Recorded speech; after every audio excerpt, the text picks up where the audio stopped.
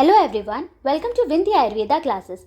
आज हम एक बहुत इंपॉर्टेंट टॉपिक पढ़ने वाले हैं जो है कृमि रोग। ठीक है, this is very important from exam point of view, so let's study this with easy tricks. सबसे पहले आता है कृमि की संख्या। तो देखिए, इसे याद करने के लिए आपको एक फॉर्मूला याद करना पड़ेगा, एक नंबर याद करना पड़ेगा। क्या है वो कि एमपी में कोई आर के सर है, ठीक है, उनका मोबाइल नंबर क्या है 2567 और 0776। ठीक है, इसको आपको इसी तरह से लिखना है। तो चरक जी वांगभट जी के अनुसार 2567, सुश्रुत जी अनुसार 0776 है। ठीक है, और एम पी आर के, एम से हो जाएगा मलज, पी से पुरीषज, आर से रक्तज, के से कफज। ठीक है, तो देखिए इसी तरह से आप यदि याद रखेंगे तो आपको याद रहेगा कि चरक जी वांगभट जी के अनुसार है मलज कृमि 2, पुरीषज 5, रक्तज 6 और कफज 7। ठीक है, और सुश्रुत जी अनुसार है नलज का वर्णन नहीं किया है, पुरीषज 7 है, रक्तज 7 है और कफज 6 है। ठीक है, और टोटल तो कितने हो रहे 20 ही बताए सभी ने, इनके भी 20 है, इनके भी 20 है। ठीक है, शाडंगर जी ने भी 20 कृमियों का वर्णन किया है, प्लस उन्होंने एक अलग से स्नायु कृमि भी बताया है। ठीक है, लेकिन हारिस जी ने 13 कृमि बताया है। तो हो गई कृमियों की संख्या। अब हम देखते हैं कृमि के भेद। ठीक है, कौन कौन से कृमि किसके अंतर्गत आते हैं वो हम याद करते हैं। तो सबसे पहले आता है मलज कृमि। देखिए इसके अंदर आता है यूका और पिपलिका। ठीक है, ये तो हमें याद ही रहता है। अब हम याद करते हैं पुरीषज कृमि। तो इसकी ट्रिक है कमलेश सौ। ठीक है, कमलेश सौ, इस ट्रिक से आपको पुरीषज कृमि याद हो जाएंगे। तो देखो क से हो जाएगा ककेरुक। ठीक है, म से हो जाएगा मकेरुक। फिर ये जो ल है, ले लिखा है, उससे हो जाएगा लेलीह। ठीक है, फिर स से हो जाएगा सशूलक, और सौ से हो जाएगा सौसुराद। क्लियर? ठीक है, तो इस ट्रिक से आपको पुरीषज कृमि इजिली याद हो जाएंगी। ठीक है, अब हम देखते हैं रक्तज कृमि। तो देखिए रक्तज कृमि की ट्रिक यहाँ पर क्या लिखी है, के लो सौरस उदुम्बर की माता है। ठीक है, कोई के लो है, वो कौन है, सौरस उदुम्बर की माता। ठीक है, तो देखिए यहाँ के से हो जाएगा निषाद। ठीक है, लो से हो जाएगा लोमाद, एक लो से हो जाएगा लोम द्वीप। ठीक है, ठीक है, फिर ये जो सौरस है उससे तो सौरस ही हो जाएगा। ठीक है, जो उदुम्बर लिखा है उससे हो जाएगा औदुम्बर। ठीक है, और माता से हो जाएगा जंतु माता। ठीक है, कृमि आपको याद हो जाएंगे। ठीक है, कौन कौन से, केशाद, लोमाद, लोमद्वीप, सौरस, उदुम्बर, जंतु माता। ठीक है, देखिए कफज कृमि याद करने के लिए कुछ तो ऑर्गन्स के नाम आपको याद होने चाहिए, और फिर याद रखना है चूरू का पुष्प सुगंधित। ठीक है, तो देखिए ऑर्गन से कौन कौन से ऑर्गन्स यहाँ पे आ जाएंगे। तो देखिए यहाँ पे ऑर्गन्स के नाम आ जाएंगे। तो सबसे पहले आप याद रखना हृदयात। ठीक है, हृदय के बाद उदर आता है तो उदरात, उसके बाद आंत्रात और महागुद।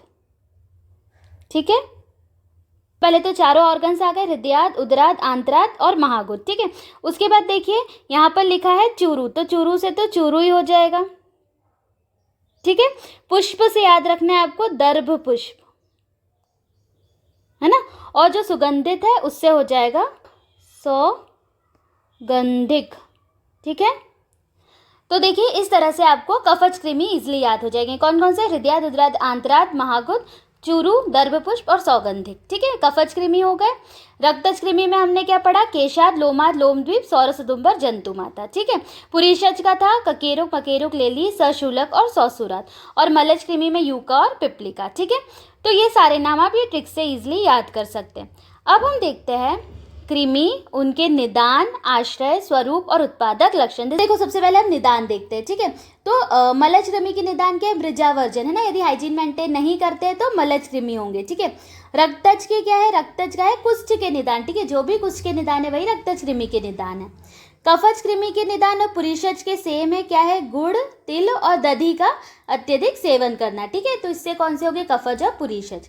अब हम देखते हैं आश्रय। तो देखो मलज कृमि का आश्रय है केश, श्मश्रु, लोम। ठीक है, जो लाइज होती है ना जू, वो कहाँ रहती है, केश में रहती है ना, श्मश्रु में, लोम में अनहाइजीन के कारण होती है ना, मलज कृमि है वो। ठीक है, रक्तज, रक्तवाही धमनियां, जहाँ पे रक्त बहेगा वही रक्तज कृमि का आश्रय होगा। कफज कृमि है आमाशय, पुरीषज है पक्वाशय। ठीक है, अब हम देखते हैं स्वरूप, ठीक है। तो देखो मलज कृमि कैसे होते हैं, अणु बहुपादस्थ तिलाकार, ठीक है। तो जो जू है ना उसी से आपको याद रखना है, ये देखो इस तरह से होती है तिल के आकार की और इसके बहुत सारे ऐसे पैर निकले होते, तो बहुपादस्थ, ठीक। फिर रक्तज कृमि कैसे, ताम्रवर्णी सूक्ष्म और अपादस्थ अदृश्य, है ना, रक्त में बहते जाते हुए दिखाई नहीं देंगे, अपादस्थ अदृश्य, ठीक है।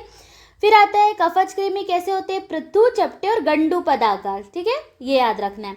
जबकि पुरीशज कृमि दीर्घुणाशु संकाशम, मतलब लंबे ऊन के समान, ठीक है, जो ऊन है ना उसके स्वरूप के कौन से होते हैं, पुरीशज कृमि।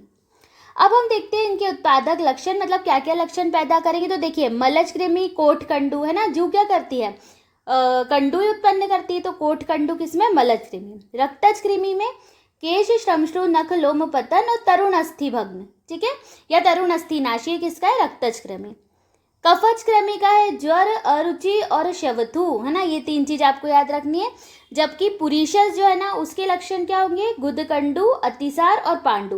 देखिए एग्जाम में पूछा जाता है कि पांडु ये पुरीशज का है ना, पीपी से याद रखना, पांडु किसका है, पुरीशज कृमि में आएगा।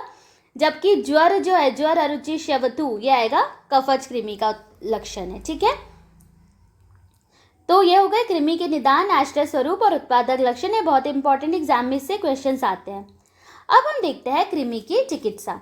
तो देखिए चरक जी ने कृमि चिकित्सा के 3 प्रमुख सिद्धांत बताए हैं, ठीक है, जो आपको लाइन वाइज पता होना चाहिए। पहले अपकर्षण है, सेकेंड नंबर पे प्रकृति विघात और थर्ड पे निदान परिवर्जन। तो इसके ट्रिक लिख लो, अपनी चिकित्सा, है ना, कृमि में हमें किसकी चिकित्सा करनी है, अपनी, मतलब कि अ से अपकर्षण, पी से प्रकृति विघात और नी से निदान परिवर्जन, ठीक है। तो अपनी चिकित्सा किसमें है, कृमि में है, ठीक है। अब हम एक एक के बारे में देखते हैं। सबसे पहले आता है अपकर्षण। अपकर्षण अर्थात खींचकर बाहर निकालना, ठीक है, इसमें कृमि को यंत्रों या हाथ द्वारा खींचकर बाहर निकालते हैं, ठीक है। अब देखिए चतुर्विध अपकर्षण या कृमि शोधनात् उपक्रम जो है वो कौन कौन से, शिरोविरेचन, वमन, विरेचन और आस्थापन। यहाँ पे कौन सा नहीं है, अनुवासन नहीं है, याद रखना है हमें, ठीक है, अनुवासन यहाँ नहीं बताया गया है। तो देखिए शिरोविरेचन शिरस्थ कृमि के लिए, वमन आमाशयस्थ कृमि के लिए और विरेचन और आस्थापन दोनों पक्वाशयस्थ कृमि के लिए हमें करना चाहिए, ठीक है। कृमि चिकित्सा में वमन, विरेचन, आस्थापन का प्रयोग एक ही दिन में करना चाहिए, ठीक है, ये भी कहा गया है। अब नेक्स्ट आता है प्रकृति विघात। तो कृमि की प्रकृति का नाश करना प्रकृति विघात होता है ना, कृमि की प्रकृति क्या है, और शीत, मधुर शीत, ये प्रकृति है। तो इसमें कृमियों की प्रकृति के विरुद्ध कटु, तिक्त, कषाय, क्षार व उष्ण द्रव्यों का प्रयोग करके कृमियों को नष्ट करना चाहिए, मतलब उनके प्रकृति, कृमियों की प्रकृति के विरुद्ध हमको चिकित्सा करनी है, ठीक है। देन आता है निदान परिवर्जन। कृमि रोग के विभिन्न निदानों का हमको परित्याग करना है, ठीक है। तो यह है निदान परिवर्जन। ये 3 चिकित्सा जो है ये चिकित्सा सिद्धांत है, ठीक है, तो ये चिकित्सा सिद्धांत है कृमियों का। अब हम देखते हैं शमन चिकित्सा। तो शमन चिकित्सा में कौन कौन सी हम औषधि दे सकते हैं, कृमिघ्नवटी, कीटारी रस, ठीक है, कृमि मुद्गर रस, विडंग लौ, लाक्षादी वटी, है ना, संजीवनी वटी, पलास बीज चूर्ण, कंपिलक चूर्ण, पारसिक आदि चूर्ण, देन विडंग चूर्ण, मुस्तादी क्वाथ, खजूर आदि क्वाथ, विडंगारिश, त्रिफला घृत, विडंग घृत, ठीक है, और भी बहुत सारे हैं वो शमन चिकित्सा में आप यूज कर सकते हैं। अब आता है शोधन चिकित्सा में। तो पंचकर्म में इसमें हमको लेखन बस्ती का प्रयोग करना चाहिए, कैसी, उष्ण और तीक्ष्ण, ठीक है। सुश्रुत जी ने क्या बोला है, कृमि नाशनात् पलाश बीज स्वरस और वंग के दधि के पानी का प्रयोग हमें करना चाहिए, ठीक है। अब एक और इम्पॉर्टेंट चीज आती है कृमिघ्न द्रव्य, ठीक है, ये भी एग्जाम में पूछा जाता है।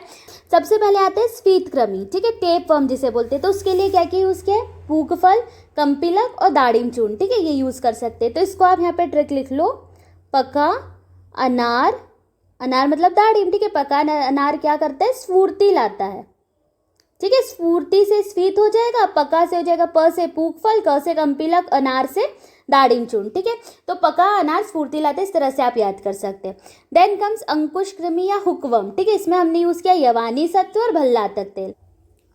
तो इसकी यहाँ पे ट्रिक लिख लो, अंकुश का यौवन भला, ठीक है, अंकुश से हो जाएगा अंकुश कृमि, ठीक है, यौवन से हो जाएगा यवानी सत्व और से हो जाएगा भल्लातक तेल, ठीक है। तो अंकुश का यौवन भला, इसे अंकुश कृमि आप याद कर सकते हैं। स्नायु कृमि में आता है निर्गुंडी और शिग्रु, ठीक है, यूज करना है। तो यहाँ पे आयु वर्ड आ रहे हैं ना, स्नायु में आयु, ठीक है। तो एक आयु में क्या होता है, निशी मतलब क्या होता है, रात, है ना। तो रात में नींद नहीं आती, ऐसा कुछ याद करें। तो निशी से नी से निर्गुंडी, शी से शीघ्रु। फिर आते हैं गंडूपत कृमि, दैट इज राउंड वर्म। इसमें पलाश बीज चूर्ण यूज करते हैं, विडंग, चौहार, पारिभद्र, इंद्रियव। ठीक है, तो मेनली हमको पलाश बीज चूर्ण यहाँ पर याद रखना है।